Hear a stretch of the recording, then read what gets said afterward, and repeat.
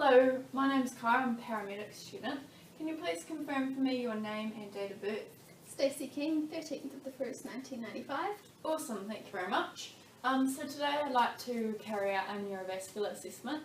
So that just involves me getting you up, having a bit of a walk around, having a little feel of your reflexes and a couple of other simple tests. Are you happy for me to carry this out today? Yes, that's fine.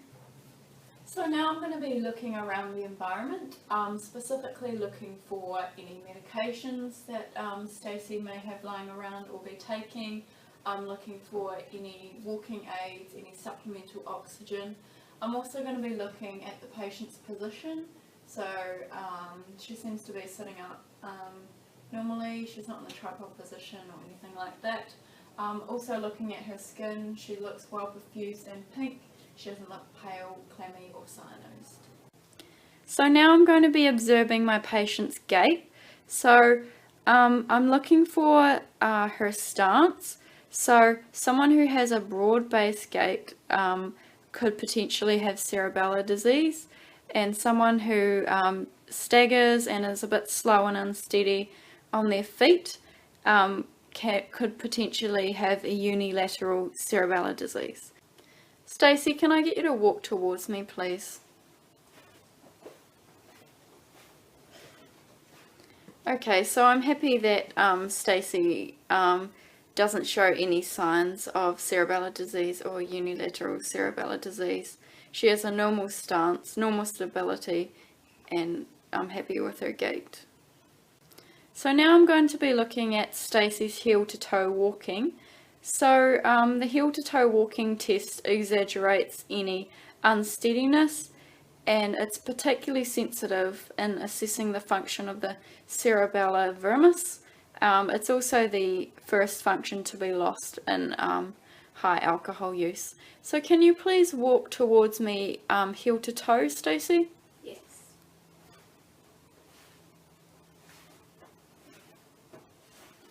That's enough, thank you. So I'm happy that Stacey's heel to toe walking is normal. She's not unsteady on her feet. So now I'm going to carry out the Romberg's test. So the Romberg's test is a test for proprioception.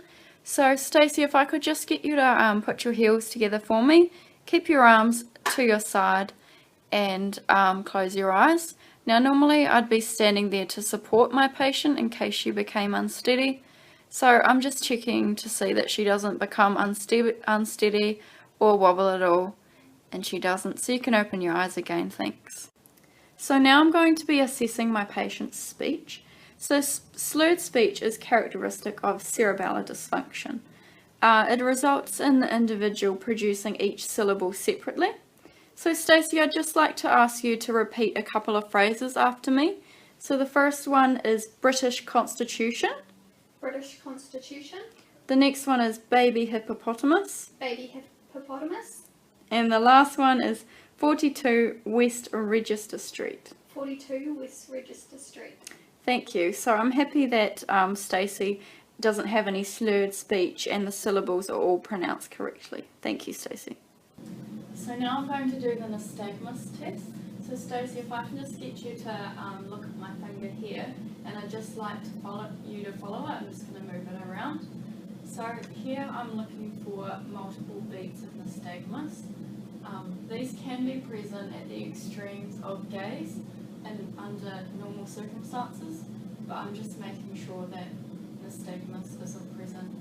So now I'm going to assess for pronator drift. So if I can just ask you to put your arms out straight for me, and just with your palms facing upwards, and I'll just get you to close your eyes and just hold them still for me. So I'm just assessing for any drifting or movement. I'm happy that there's not. So if there were an upward drift in one arm, you can push now, that would be indicative of a lesion in the contralateral cerebellum.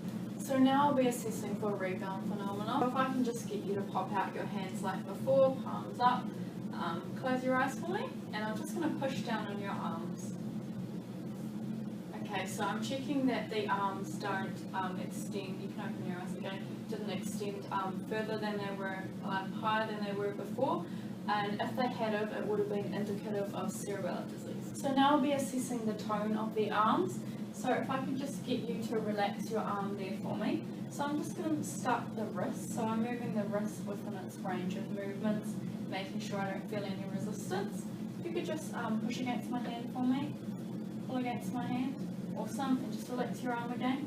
So now I'll do the elbow, so I'm just going to use its range of motion because it's a hinge joint, so like this, don't feel any resistance, and your shoulder, pull in socket, cool, and I'll do the same with your other arm, so just feeling the wrist again, no resistance, push against me, pull against me, cool, and just relax, to your elbow, and your shoulder. So I'm happy that I didn't feel any resistance or abnormalities in the arm. So now I'll demonstrate reflexes. So I'm going to start with the C5 bicep reflex. So to do this, I'm just going to place my thumb across the bicep tendon, and then I'd use a reflex hammer to tap my thumb, like so.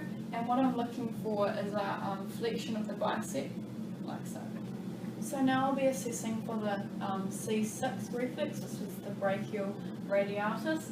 So that's anywhere along here up until we get to the radial process. So I just tap the reflex hammer anywhere along this line, and what I've been looking for is a flexion of the elbow. So now I'll be assessing the C7 reflex. So if I can get you to pop your arm across your chest like so. So then I would use the reflex hammer to tap along here. And what I'm looking for is a flexion of the tricep and an extension of the elbow, like so. Demonstrating coordination using the finger to nose test. So if I could just get you to just touch my index finger with your index finger. So I'm just making sure that the patient's hand is going to be fully outstretched. So now I'd like you to touch your nose and just touch my finger again.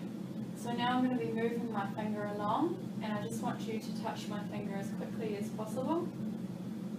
So if Stacey couldn't complete this test, it would be indicative of cerebellar pathology, and an attention tremor could also be found, and the tremor would worsen as her finger got closer to touching mine.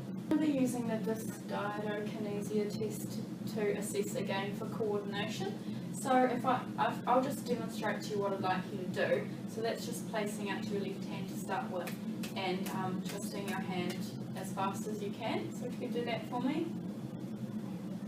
Awesome, and just with the other hand, just as fast as you can. Cool, thank you. So if my patient was slow or irregular at doing this, it's indicative of cerebellar ataxia. Assess for leg tone. So I'm going to roll the leg, and I'm assessing to see that the foot flops independently. So just relax your leg there for me, and I'm happy that it is. Now I'm going to lift the leg at the knee joint, and the heel should stay in contact with the chair. And it does. So normally I would have my patient on a flat surface like the floor or the bed, and I would carry this out on both legs. Assessing for the leg reflexes, I'm going to start with the knee reflex, which is L3 and L4. So if you just relax your leg there for me, and I'll just be tapping here with my reflex hammer, and I'm looking for an extension of the leg like so. The next assessment I do is L5 and S1. So I just flex the foot like so, and I just tap along here. Now I'm going to be assessing for coordination. So if I could just get you to, with this leg, just pop your heel onto your knee here, and just run your heel down to the bottom of your foot, and do that another time for me. Yep, and again. And one more time with the other foot.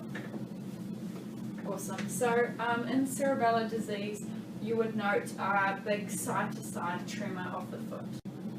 So following my neurological assessment of Stacey, I can confirm that she is of low acuity and isn't requiring any immediate interventions. Hello, Hello, my name's Cara, I'm a paramedic student. Can you please confirm for me your name and date of birth? Stacey King, 13th of the 1st, 1995. Thank you. So today I'd like to perform a cardiovascular assessment. So this involves me exposing your chest, having a bit of a look and feel, and also having a listen to your heart sounds. Are you happy for me to carry this out today? That's fine, yes. Okay. So I'd like to position my patient at a 45-degree angle before we begin. It's not possible in this chair, but it would be leant back further. Are you in any pain at the moment? No, not at all. Okay, so now I'm going to be looking around the environment. So I'm looking for any medications which could indicate cardiovascular issues or which could cause cardiovascular issues. So I'm looking for things like digoxin, warfarin, GTN. I'm also looking for any oxygen bottles or devices, and I'm looking for if there's any aids, any walking aids. I'm also going to be looking at the patient's appearance, so I'm looking to see if she's pale, clammy, cyanosed, and she seems to be well perfused and nice and pink. I'm also looking to see if she's short of breath, so I could ask a question like, how's your day been today? It's been good. We've just stayed around home all day. Okay, cool. So she's speaking full sentences per breath, so I'm happy that she's not short of breath and you're not experiencing any shortness of breath at all. No, not at all. So now I'm going to be carrying out my inspection. So the first thing I'm going to do is I'm going to be looking at the neck. So I'm looking at the neck on both sides for any sign of jugular venous distension. Jugular venous distension could be indicative of congestive heart failure and poor venous return. So the next thing I want to do is I want to look at the chest. So I've got the chest exposed here. So I'm checking for any scars, which could be indicative of previous trauma or surgeries, such as rheumatic fever. I'm looking for any accessory muscle use or work of breathing. Doesn't appear to be any. Also looking for at colour, so I'm looking if there's any discoloration, any rashes or anything like that. I'm happy that there's not. So the next thing I want to do is take a look at the abdomen itself. So I'm just looking for, again, accessory muscle use and any discoloration. The next thing I want to do is take a look at the legs. So I've got the legs exposed and I'm looking for any signs of edema. So I could press my fingers on there and look for any pitting edema, any swelling. I'm also looking at the perfusion. So edema and poor perfusion could be indicative of poor venous return and congestive heart failure. So now I want to take a look at your hands. So I'm looking at the colour. I'm going to do a quick cap refill, and that's less than 2 seconds. Also looking for any nicotine stains, as that could indicate smokers which have a higher risk of cardiac disease. I'm also feeling the temperature. I'm happy that she's nice and warm and she's not sweaty and clammy. So now I want to take a look at your back, so if you turn around for me please. Still exposed. I'm checking for any scars, any deformities, any trauma, and also any accessory muscle use, which I'm happy that it's not. So now I'm going to be carrying out the palpation section. So I'm first going to feel the carotid pulse on both sides and record it. So I'm just going to be feeling for 15 seconds and times it by 4.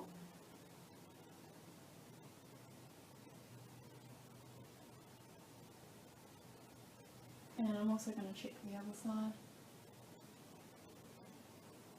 It feels strong and regular.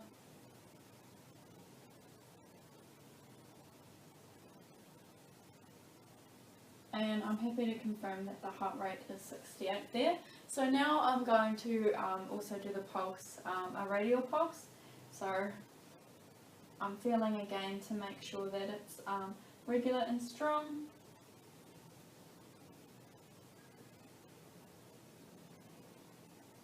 I'm happy that it is, and I'm going to feel the other pulse.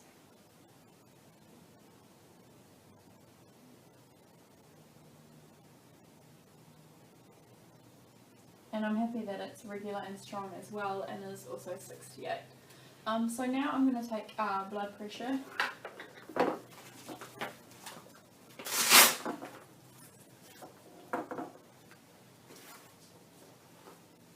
Turn your on for me. Thank you.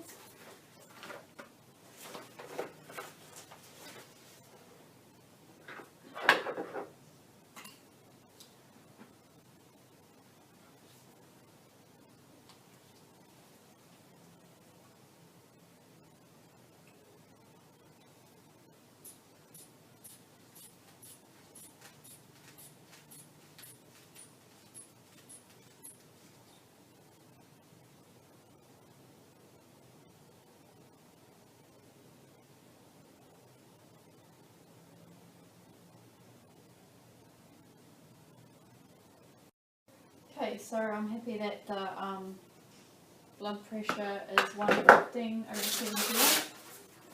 Thank you. So now what I want to do is have a feel over the chest for any cryptus, which could be indicative of trauma, and also for any deformities like chest pitting or broken ribs and for lumps. So I'm just going to place my hand across like so. Feeling all along the chest.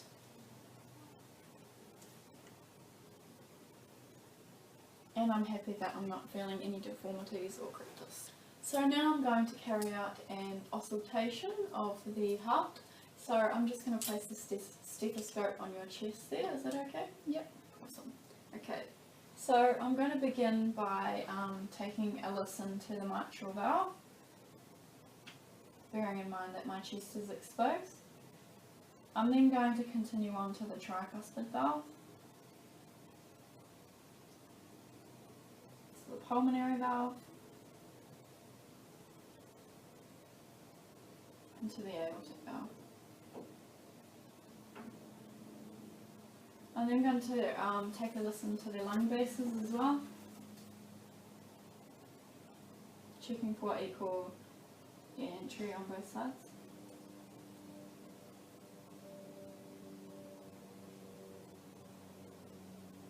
And if you could turn around for me, please.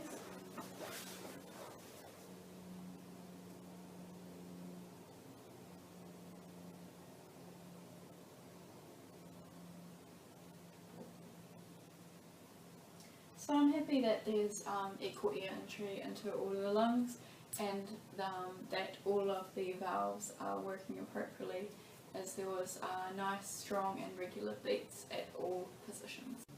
So following my cardiovascular examination of Stacey, I'm happy to state that she is of low acuity because I didn't find any issues with her cardiovascular system. So my name's Cara, I'm a paramedic student. Can you just please confirm for me your name and date of birth? So my name is Stacey King, and the 13th of the 1st, 1995.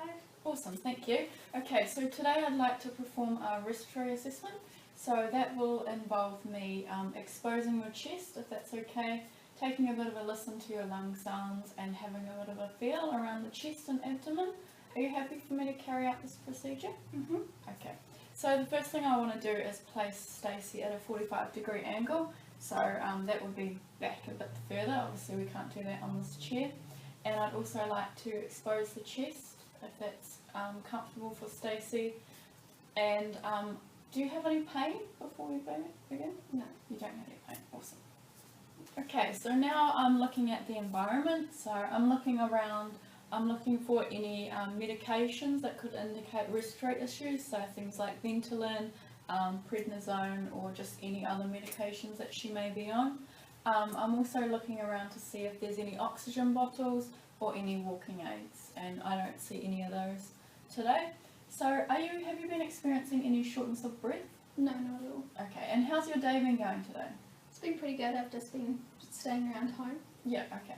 So with asking that question, I've discovered that Stacey is speaking full sentences per breath, and I'm happy with that. So another thing I want to look at is her colour or perfusion. So she seems quite nice and pink, and I'll just do a quick cat refill, and that's less than 2 seconds. So I'm happy that she is well perfused There's no cyanosis. Okay, so now I'm going to be starting my inspection. So remembering that Stacey's chest is all exposed here.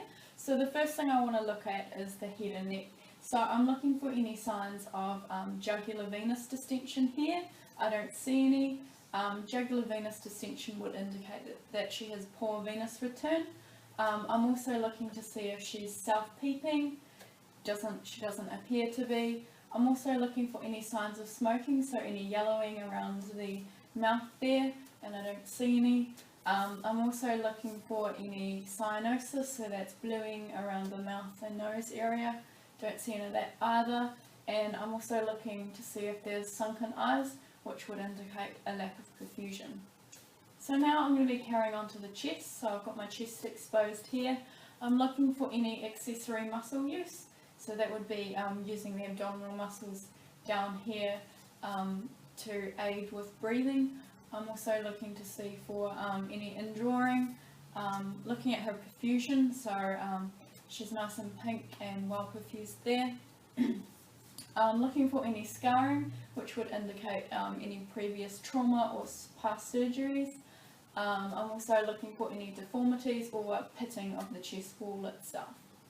So the next thing I want to do is I want to move on to looking at the hands. So I can just take a look at your hands there.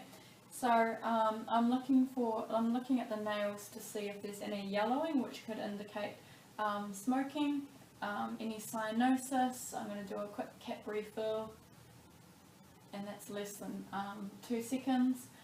So I'm happy that the hands are looking good. They're well coloured, nice and pinked up there. Okay, so the next thing I want to look at is just the skin in general. So she's all exposed, we're remembering, and I'm just checking to see if she's looking well perfused. I could do another cap refill there. Looking for any cyanosis, no signs of bluing or anything like that. So next I want to take a look at your back, so if I could just get you to swing around for me. So I've got the back all exposed here. Just checking to see if there's any accessory muscle use, so that would be like using the abdominal muscles and things like that, and she doesn't appear to be using those muscles. Checking for any deformities, any scars which could indicate previous trauma or surgery. So now I'll be taking a look at my patient's trachea. So I'm just checking the position here, and I'm also going to check that it's 3 to 4 finger widths from the cricosternal distance. So any deviation of the trachea could be indicative of trauma or a tension pneumothorax. Now I'm going to demonstrate palpation. So the first thing I want to do is check for chest expansion. So if you don't mind, Stacey, I'm just going to place my hands around your chest and have a bit of a feel. So what I'm going to do is I'm going to place my hands like so, and I'll get you to take a deep breath in for me and out, and I'm just checking for bilateral collapse, and I'm going to do the same down here, in and out. Awesome. And I'll get you to turn around for me, and in and out. Perfect. And in and out. Perfect. Did you feel any pain during that procedure? No. No.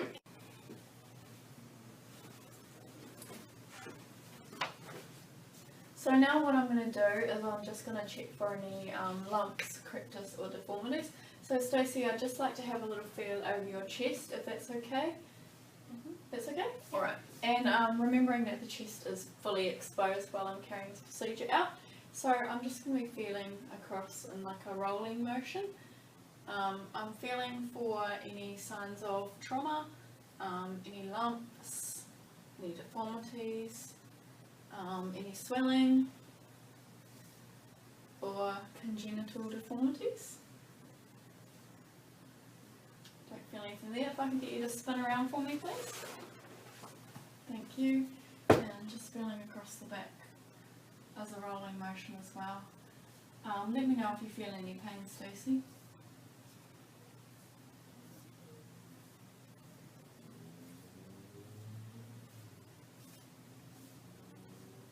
That's all okay? Yeah, no problem. Okay, cool.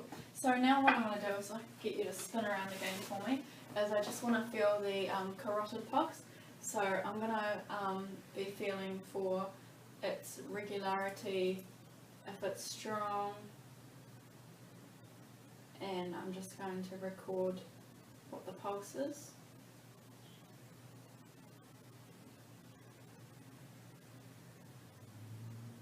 So that's 68 on that side, and I'm going to be comparing it with the other side also to make sure that it's even and regular and the same on both sides.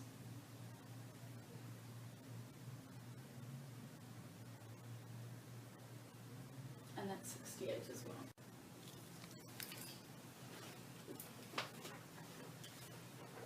So now I'm going to be assessing the breath sound. So what this involves is me just placing my stethoscope onto your chest at various points.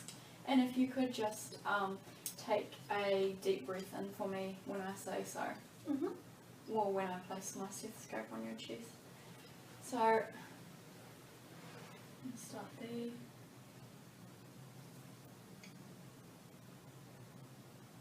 So what I'm listening for is, so remember I've got the chest exposed here. So I'm listening for equal air entry into both sides of the chest. I'm listening for any wheezes, which could be indicative of asthma.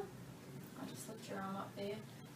Also listening for any high-pitched sounds, which could be indicative of stridor, which is our medical emergency.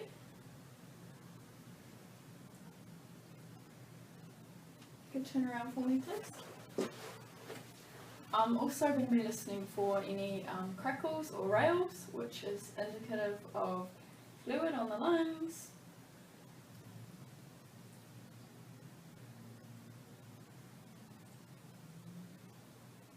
And I'm happy that air entry is equal on all lobes. So if you could just stay there for me, please. And what I'd like you to do now when I place the stethoscope on you is just say, repeat 99 for me. 99, 99, 99, 99. And turn around for me.